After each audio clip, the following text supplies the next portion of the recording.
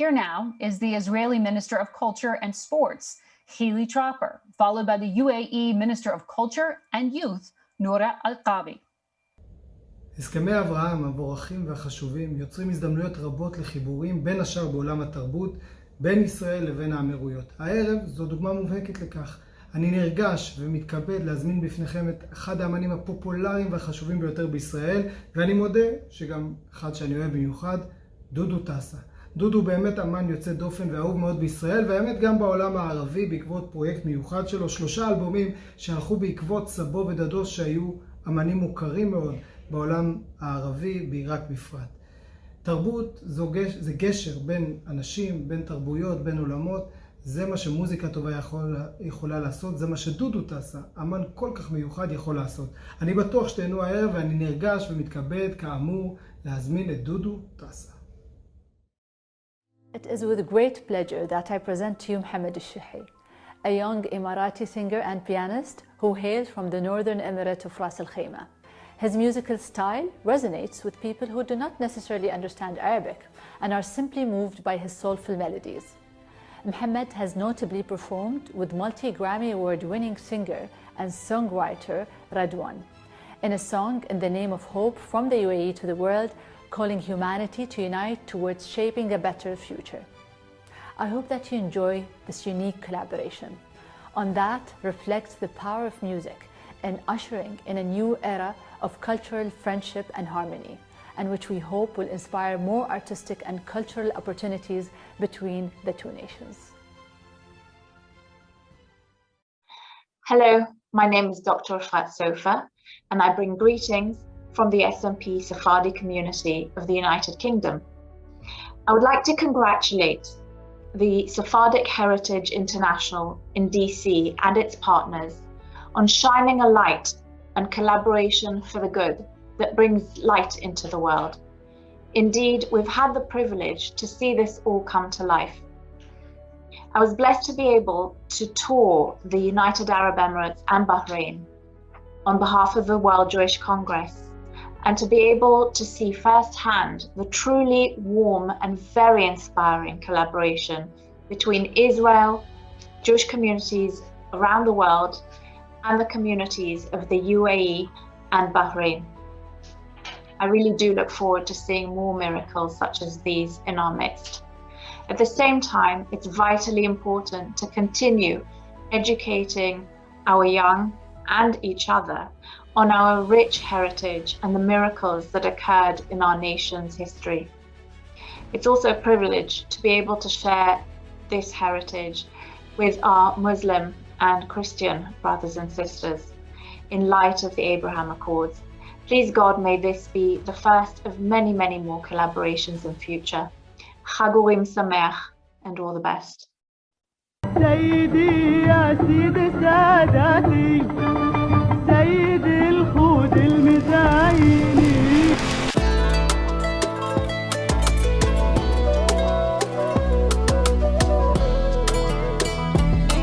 سيدي يا سيد ساداتي سيد الخود المزايني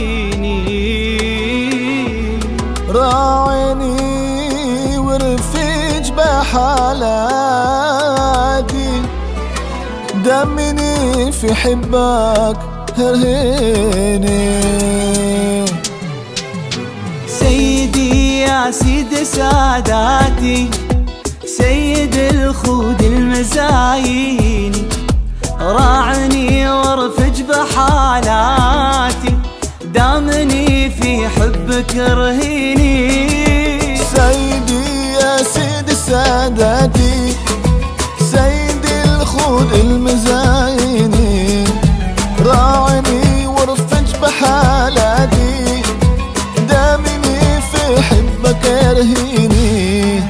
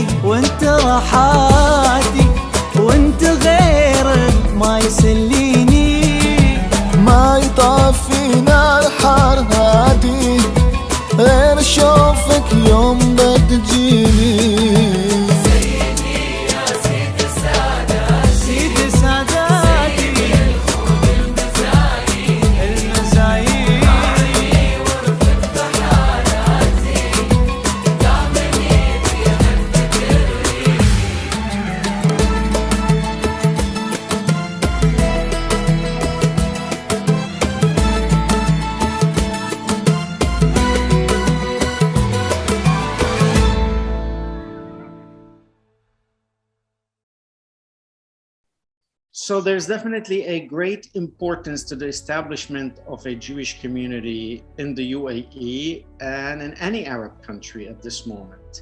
For me, it is like closing a circle, as I was born in an Arab country, in Lebanon, Beirut. My parents were born in Aleppo, Syria.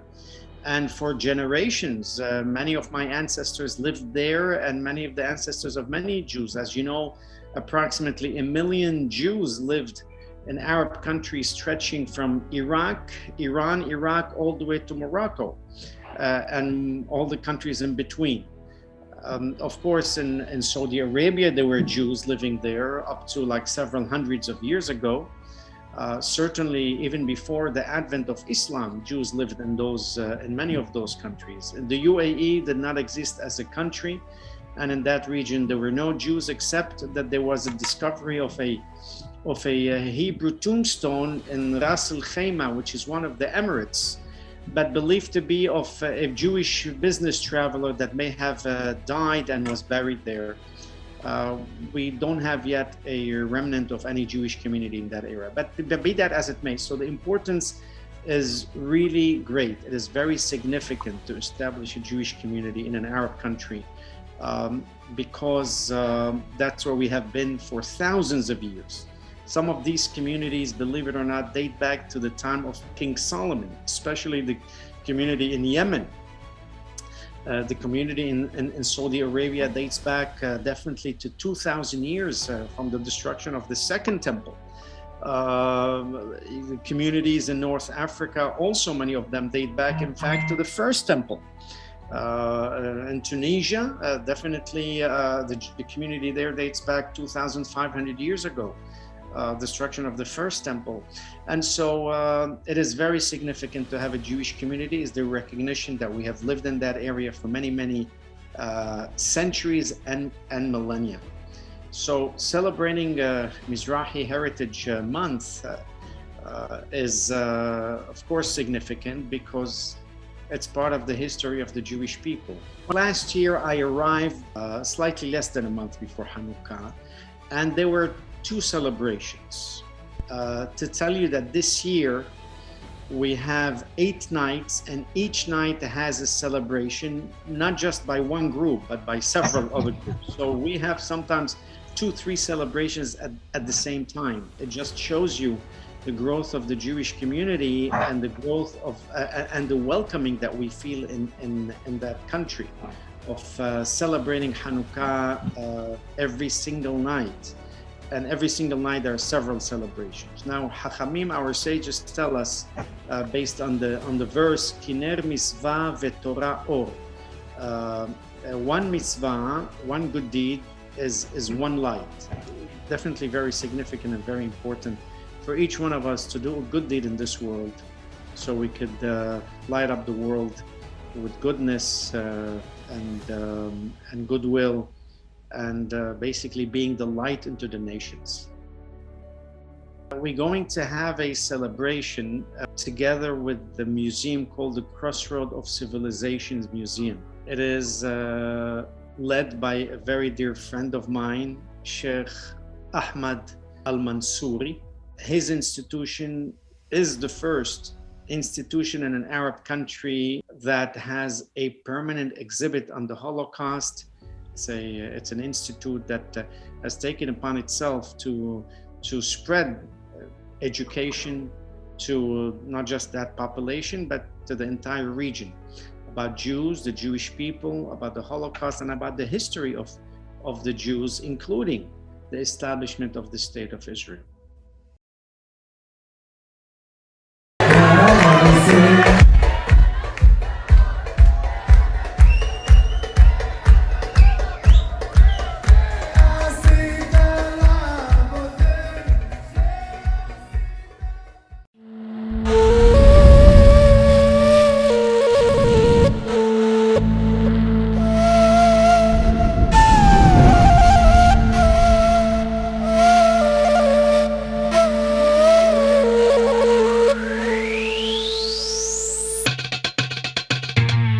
يا سلام يا بابا، يا سلام يا ماما، يا سلام يا سلام كل ولاد بالعالم. يا سلام يا أبا، يا سلام يا إيمة، يا سلام يا سلام كل يلدي أولاد.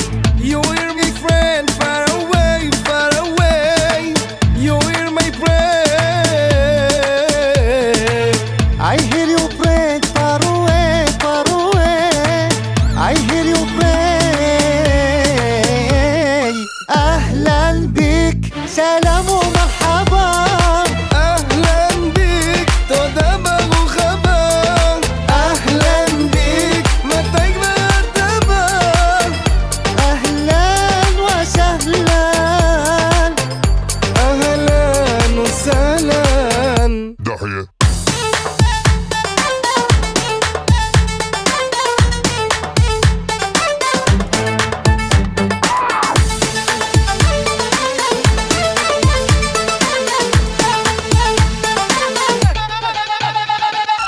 يا سلام صديقي، يا سلام يا صاحبي. يا سلام يا سلام ما شلومך يا بن أدم. يا سلام جماعة، يا شباب يا الله. يا سلام يا الكلام. يا وليد خفلة. You hear me friend far away, far away. You hear my prayer. I hear you pray far away, far away. I hear you pray. أهلا بك سلام ومرحبا. أهلا بك تודה ברוכבה. أهلا بك מתי כבר אתה בא. أهلا وسهلا. أهلا بك سلام ومرحبا. أهلا بك تודה ברוכבה. أهلا بك מתי כבר אתה בא. أهلا وسهلا. أهلا وسهلا.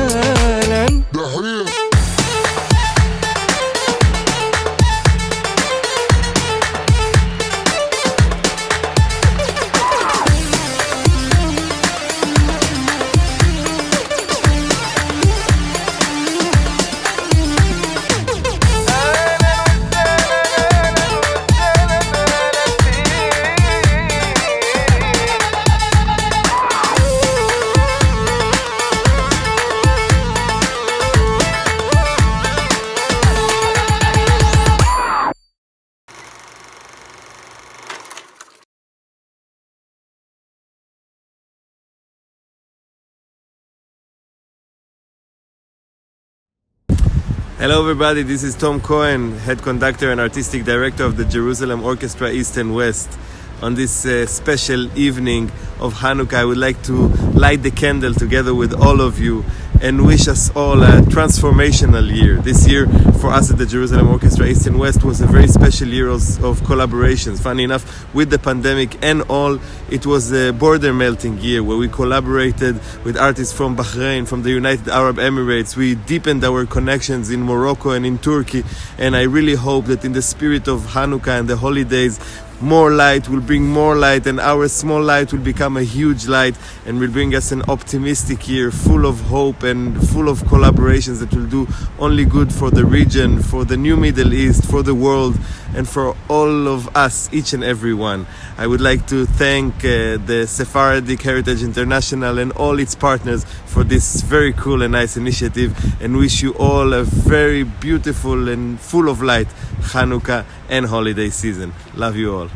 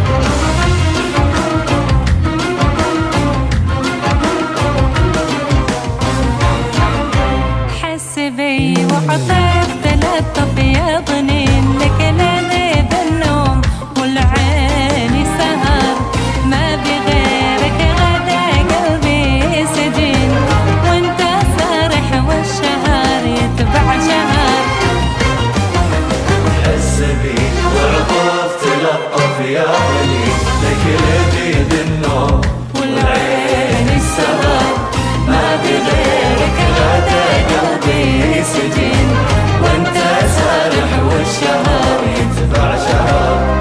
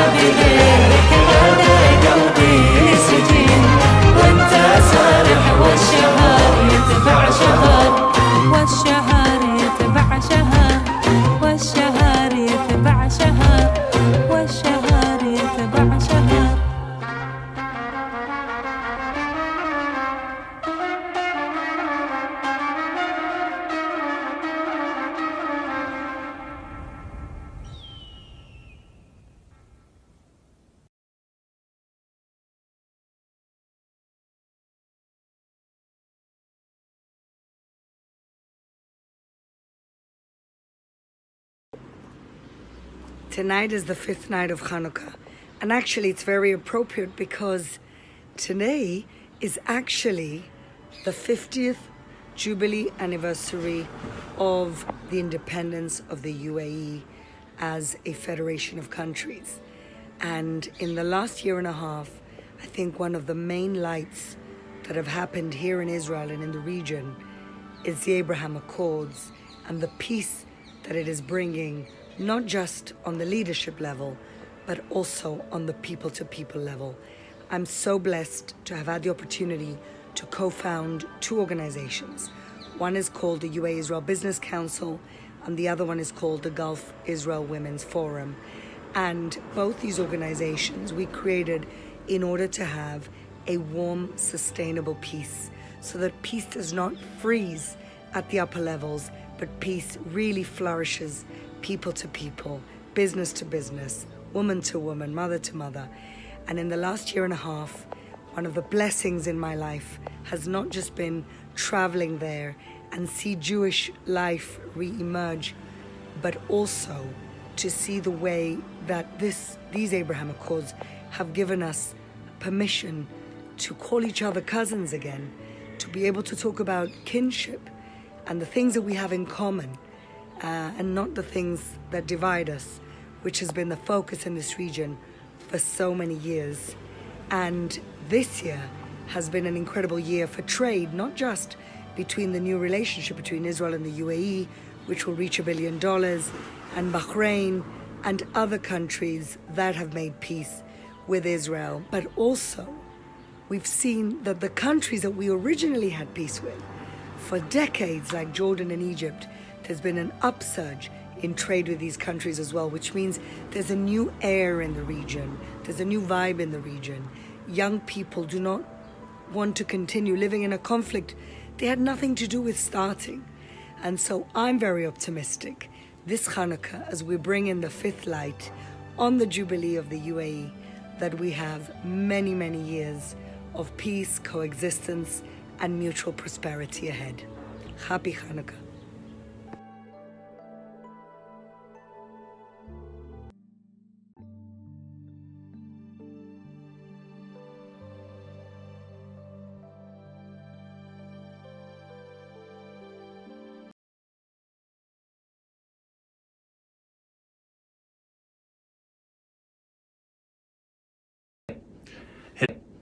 Hello, I'm Kfir Damari. I'm one of the co-founders of SpaceIL and the Bereshit spacecraft, and I'm honored to be here today and be invited by the Sephardic Heritage International in DC to speak about our work in the last few years.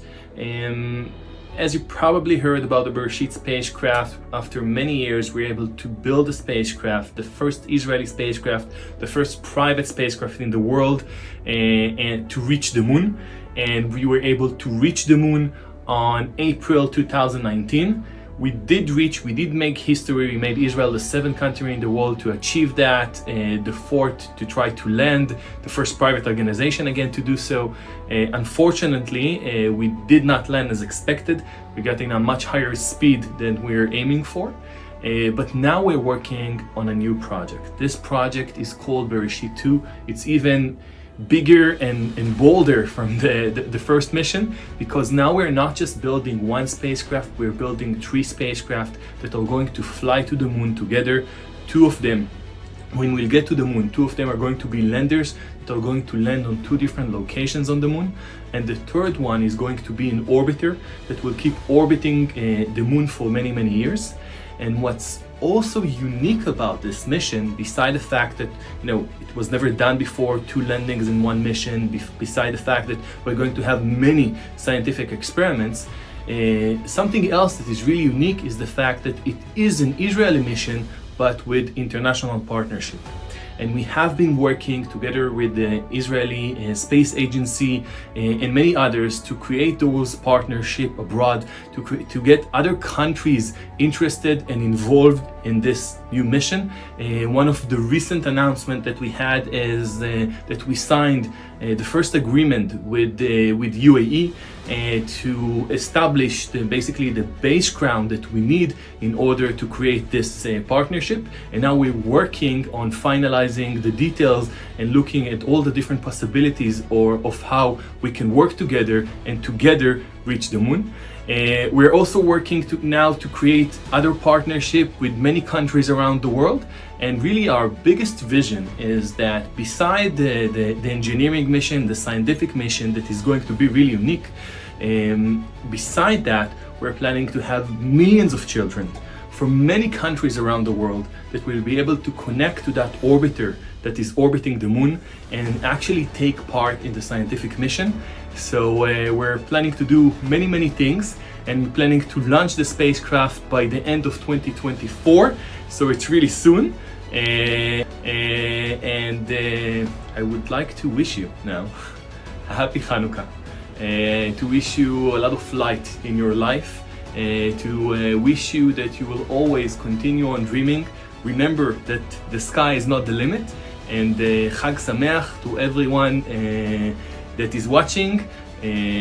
Thank you from SpaceIL.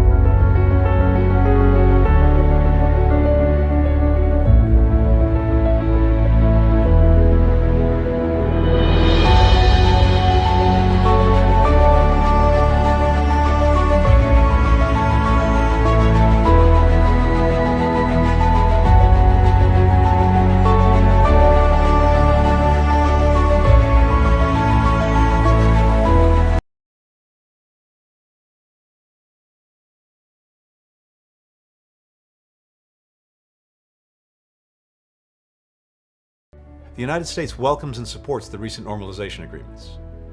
We will continue to urge more countries to normalize relations with Israel, and will look for other opportunities to expand cooperation among countries in the region. As a result, I expect Israel's group of friends to grow even wider in the years ahead. One of my main priorities and privileges as Ambassador of Israel is creating and promoting new collaborations with my fellow ambassadors from the United Arab Emirates, Bahrain, and Morocco. I am fortunate to meet with my colleagues both here in Washington, D.C. and in the United Nations Together, we have shared religious and cultural festivals and traditions, celebrating our heritage. 2020 was the year of the pandemic, but it was also a year of peace. On September 15th, the Abraham Accords were signed at the White House as Israel made peace with the United Arab Emirates and the Kingdom of Bahrain. The Emirati and Bahraini envoys to the United States, Ambassador Al-Otaiba and Ambassador Al-Khalifa, played a critical role in forging that historic breakthrough. We are honored that Yusuf and Abdullah join us tonight. Assalamu alaikum, or Shalom Alakhiyah. Those great words are the very candles that shone brightest this year. In a time of hardship for us all, it was that flame of desire, the desire for peace, that prevailed.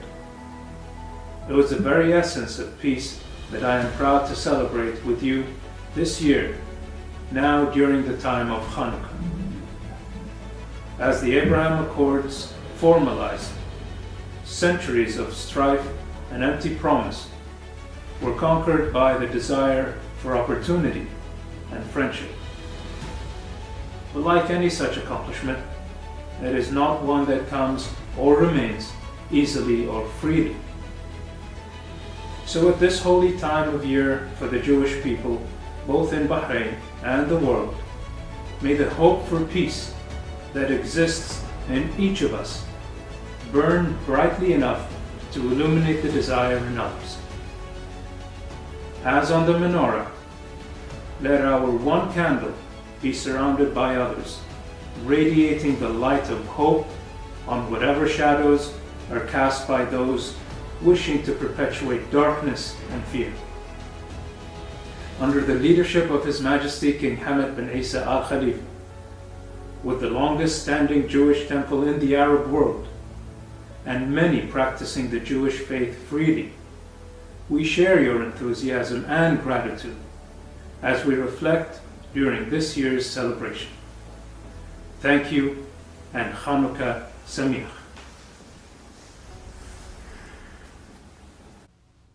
Happy Hanukkah to Jewish communities celebrating across the US, Israel, the UAE, and around the world. The momentum and energy created by the Abraham Accords will strengthen relations between the UAE and Israel, but more importantly, it will build bonds between our people. Emiratis and Israelis will begin to learn more about each other's culture, their language, their holidays, and their history. This year, I'm lighting the Hanukkah candles with you at the same time the Jewish community in the UAE are lighting their Hanukkah candles. Now that is peace. Happy Hanukkah, everyone.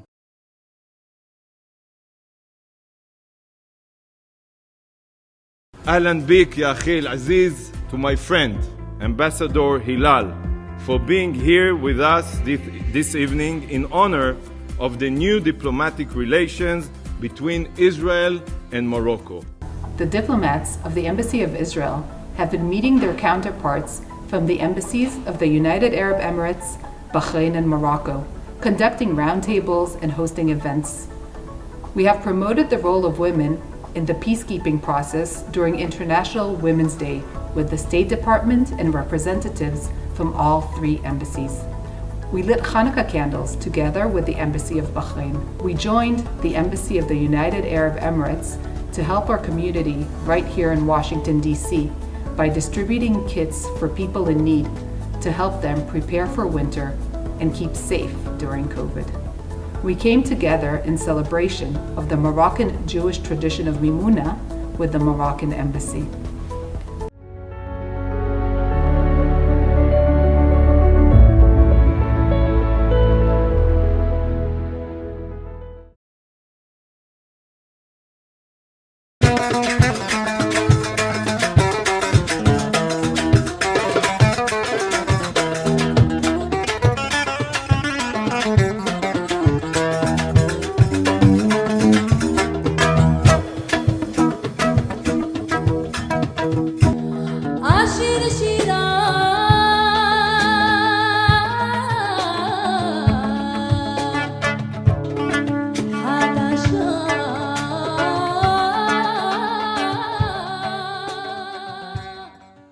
welcome everyone to our very special 7th annual Mimuna Festival of Good Neighbors, which Sephardic Heritage International in DC, or SHIN-DC, is hosting with the embassies of Morocco and Israel in Washington and the Smithsonian National Museum of African Art, featuring artists Ismail Bouzidun and Mor Karbasi.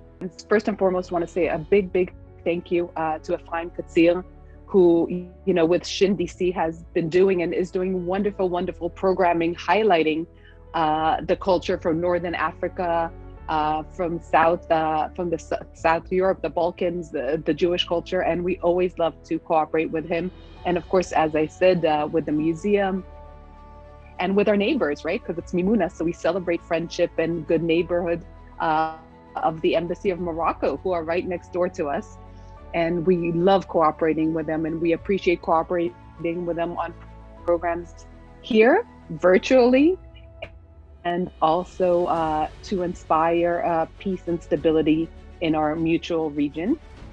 And of course, the Office of the Mayor of Washington, DC, and Reverend Thomas Bowen for the proclamation of seeing this as Good Neighborly Day. In COVID and in times, you just realize how important family is, of course, and celebrating with family, but how important your close neighbors are. And, you sometimes need them for different things that you never imagined, as we all, I'm sure, experienced this past year. And it's definitely a time, and it's always a good time to say thank you. And we're happy to be here with you. So thank you very much, and looking forward to the program. Thank you so much, Tammy. And we will now hear from Counselor Rabbi, the head of the cultural section at the Embassy of Morocco in Washington. Thank you, Efraim. Good afternoon, everyone. Happy Passover and happy Mimuna. Thank you for joining and celebrating with us today. On behalf of the Embassy of the Kingdom of Morocco, I would like to thank Efraim and the Sephardic Heritage International for putting together a great program for all of us on this special day. Thank you as well to our partners, the Smithsonian National Museum of African Art. We are especially happy to partner with the Embassy of Israel in Washington, D.C. on this special occasion, celebrating the long tradition of peaceful Muslims and Jewish coexistence in Morocco.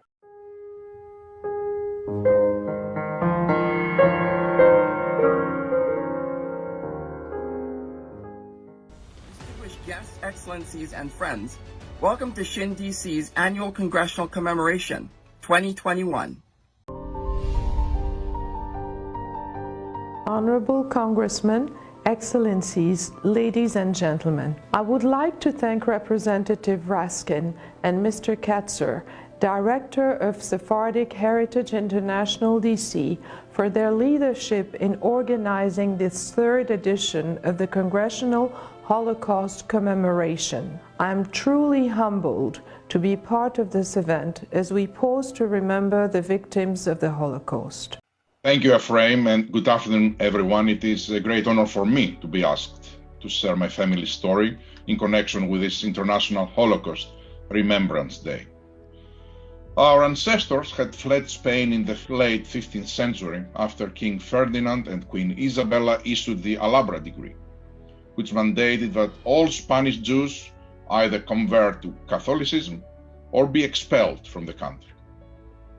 They eventually settled in the Ottoman Thessaloniki, which later became part of Greece, following its liberation in 1912. So that is the story of Moise and Sarah Burda. It's a story that had a great impact on my life and my view of the world. And it is a story that, for the first time today, I share publicly.